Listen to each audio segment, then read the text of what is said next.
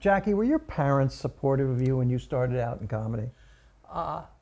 My mother was so ridiculously supportive from the time I was a kid. I started writing a book of the little jokes that I knew in like third or fourth grade. It was in one of those, remember the speckled books? The speckled I notebooks? do. I remember those. Those are called marble notebooks. And my mother saw what I was doing and she took it and she wrote out a joke What was the in joke? my book. She said, everybody in the church, everybody was at church, and somebody yelled fire. And the priest, I think she said, the minister, leaped out the open window and missed his donkey and landed in an open grave, which just went to prove that that minister didn't know his ass from a hole in the ground.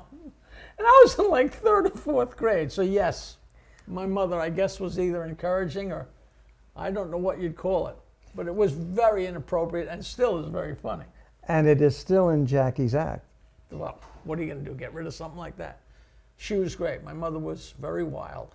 My father had no idea what stand-up comedy was and took me aside and said, hey, listen, you can use this in your act. And I go, what? And he goes, I met my girl in a revolving door and we started going around together. Wow. And I said, thanks, Dad. I'll open with that tonight. And you've been doing that for 40 years. It's still in my act. It's a Wow. No, you know, I don't know, my family was funny, sitting around the kitchen table or sitting around the dining room while there still was a family to speak of until the mid-60s. It was funny. Everybody's funny. They were all smarter than me and funnier than me.